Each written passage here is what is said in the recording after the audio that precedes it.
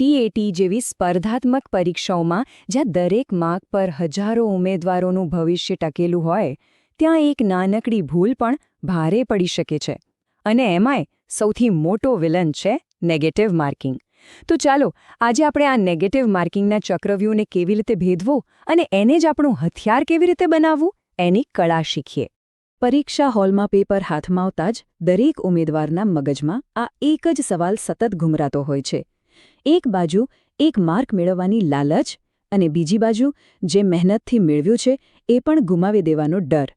આ નાનકડી દ્વિધા જ નક્કી કરે છે કે ફાઇનલ મેરિટ લિસ્ટમાં નામ ક્યાં હશે. આ ખાલી એક કહેવત નથી, પણ હજારો વિદ્યાર્થીઓનો અનુભવ છે. વિચારો, એક ખોટો નિર્ણય, એક ખોટું ટિક માર્ક અને આખી બાજી પલટાઈ શકે છે. એટલે જ આ માર્ક્સની રમતને સમજવી ખૂબ જ જરૂરી છે. તો સૌથી પહેલાં આપણે એ મનોવૈજ્ઞાનિક લડાઈને સમજીએ જે દરેક સવાલ વખતે આપણા મગજમાં ચાલતી હોય છે. આ લડાઈ છે વધુ માર્ક્સ મેળવવાની લાલચ અને જે માર્ક્સ મળ્યા છે એને ગુમાવી દેવાના ભય વચ્ચેની. એક વાત મગજમાં ફિટ કરી લો, નેગેટિવ માર્કિંગ એ ખાલી કોઈ દંડ નથી. ના, આ તો નિર્ણય લેવાની ક્ષમતાનો એક ટેસ્ટ છે. પરીક્ષા લેનાર એ જોવા માંગે છે કે કોણ આંખ બંધ કરીને અનુમાન લગાવવાના ખાડામાં પડ્યા વગર સ્માર્ટ રીતે આગળ વધી શકે છે. ચાલો હવે સીધા મુદ્દા પર આવીએ. તુક્કા મારવા કે નહીં, પણ એ પહેલાં સમજી લો કે બધા તુક્કા એક સરખા નથી હોતા.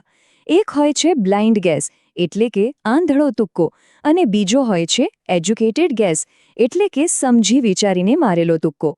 આ બે વચ્ચેનો ફરક જાણવો એ જ સફળતાની ચાવી છે. તો બ્લાઇન્ડ ગેસિંગ શું છે? એ એટલે કે પ્રશ્ન વિશે કશી જ ખબર નથી અને આપણે અક્કડબક્કડ બંબેબો કરીને કોઈ પણ ઓપ્શન પસંદ કરી લઈએ છીએ. આ શુદ્ધ નસીબની રમત છે. જ્યારે એજ્યુકેટેડ ગેસિંગ એટલે કે આપણને થોડી ઘણી ખબર છે અને એના આધારે આપણે ખોટા લાગતા વિકલ્પોને દૂર કરીએ છીએ અને પછી ગણતરીપૂર્વકનું જોખમ લઈએ છીએ. આ વાતને એક સિમ્પલ ઉદાહરણથી સમજીએ. ધારો કે બે મિત્ર છે, રાજ અને રાહુલ. રાજે 100 પ્રશ્નો અટેમ્પ્ટ કર્યા. એના 80 સાચા પડ્યા પણ 20 ખોટા પડ્યા. તો એનો ફાઇનલ સ્કોર કેટલો થયો? 80 - 5 એટલે કે 75. હવે રાહુલને જુઓ, એણે સાવચેતી રાખીને માત્ર 85 પ્રશ્નો જ કર્યા. એના 82 સાચા પડ્યા અને માત્ર 3 ખોટા પડ્યા. તો એનો સ્કોર થયો 81.25. જોયું? રાહુલે ઓછા પ્રશ્નો અટેમ્પ્ટ કર્યા છતાં રાજ કરતાં વધુ માર્ક્સ મેળવ્યા. આ છે નેગેટિવ માર્કિંગથી બચવાનો જાદુ. તો શું આનો મતલબ એવો થયો કે આપણે બિલકુલ રિસ્ક ના લેવું? ના, એવું નથી. રિસ્ક લેવાનું છે, પણ સ્માર્ટ રિસ્ક.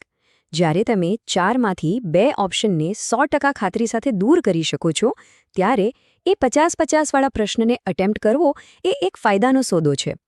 ચાલો આનું ગણિત સમજીએ. ધારો કે એવા 4 પ્રશ્નો છે જેમાં તમે 2 ઓપ્શન કાઢી નાખ્યા છે. હવે તમે 4 અટેમ્પ્ટ કરો છો. માની લો કે એમાંથી ખાલી એક જ સાચો પડ્યો, તો તમને કેટલા માર્ક્સ મળ્યા? પૂરેપૂરો 1 માર્ક. અને બાકીના 3 પ્રશ્નો ખોટા પડ્યા તો એના કેટલા માર્ક્સ કપાશે? 3 × 0.25 એટલે કે ટોટલ 0.75 માર્ક્સ કપાશે. તો અંતે શું થયું?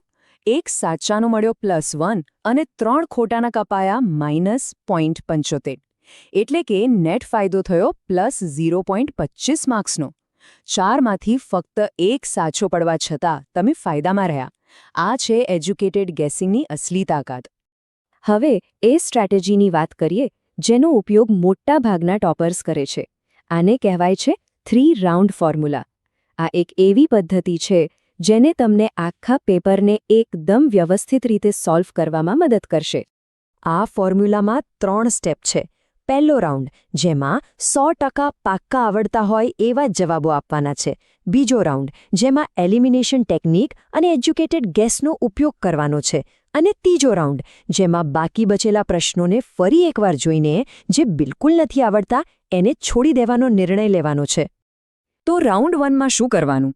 પેપર હાથમાં આવતાની સાથે જ ફટાફટ આખું પેપર જોઈ જવાનું અને ફક્ત એ જ પ્રશ્નો ટીક કરવાના જેનો જવાબ તમને 100% આવડે છે. આનાથી 2 ફાયદા થશે. એક તો સહેલા માર્ક્સ તમારા પાક્કા થઈ જશે અને બીજું તમારો કોન્ફિડન્સ એકદમ વધી જશે. હવે પાછા એ પ્રશ્નો પર આવો જેને તમે પહેલા રાઉન્ડમાં છોડી દીધા હતા. અહીં જ એલિમિનેશનની કળા કામમાં આવશે. જે પ્રશ્નોમાં તમે 50-50ની સ્થિતિમાં છો ત્યાં તર્ક લગાવીને ગણતરીપૂર્વકનું જોખમ લો. આ જ રાઉન્ડ છે જે તમારા સ્કોરને બીજાઓ કરતાં ઘણો આગળ લઈ જશે. અને હવે અંતિમ રાઉન્ડ. આ એવા સવાલો માટે છે જેના વિશે તમને કંઈ જ ખબર નથી. અહીં જ તમારી સાચી પરીક્ષા છે. લાલચમાં આવીને રિસ્ક લેવાને બદલે એવા પ્રશ્નોને છોડી દેવાનો સ્માર્ટ નિર્ણય લેવાનો છે. યાદ રાખો, ઓપ્શન ઈનો ઉપયોગ કરીને તમે નેગેટિવ માર્કિંગના દંડથી બચી શકો છો. સ્ટ્રેટેજી ગમે તેટલી સારી કેમ ન હોય, પણ જો અમુક સામાન્ય ભૂલો કરી તો બધી મહેનત પર પાણી ફરી વળે છે. તો ચાલો હવે એ ભૂલો પર નજર નાખીએ જેનાથી આપણે બચવાનું છે. યાદ રાખજો, આપણો સૌથી મોટો દુશ્મન તુક્કો નથી, પણ સિલી મિસ્ટેક્સ છે. એટલે કે એવી ભૂલો જે આપણને જવાબ આવડતો હોવા છતાં થઈ જાય છે. ઘણીવાર પરીક્ષાની બહાર આવીને માથું કૂટીએ છીએ કે અરે, મેં તો પ્રશ્ન જ ખોટો વાંચ્યો હતો. પેપર સેટ કરનારા બહુ હોશિયાર હોય છે. એ લોકો પ્રશ્નમાં જાણી જોઈને નથી, ખોટું, અયોગ્ય કે સિવાય જેવા શબ્દો મૂકીને એક જાળ બિછાવે છે.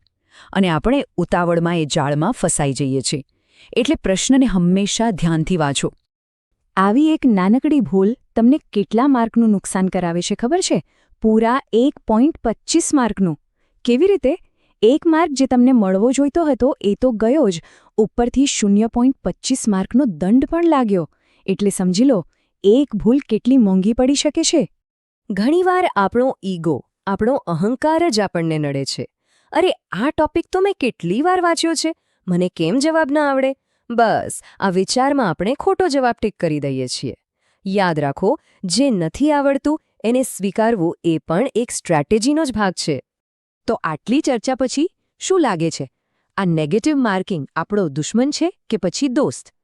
ચાલો આના વિશેનો આપણો આખો દૃષ્ટિકોણ જ બદલી નાખીએ.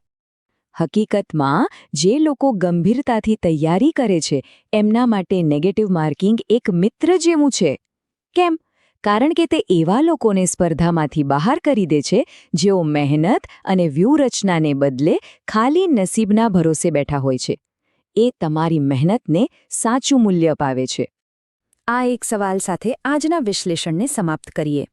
કારણ કે સ્પર્ધાત્મક પરીક્ષાઓમાં સાચી જીત એ નથી કે તમે કેટલા પ્રશ્નોના જવાબ આપ્યા, પણ સાચી જીત એ જાણવામાં છે કે કઈ લડાઈ લડવા જેવી છે અને કઈ લડાઈમાંથી શાંતિથી પાછા હટી જવામાં જ ભલાઈ છે.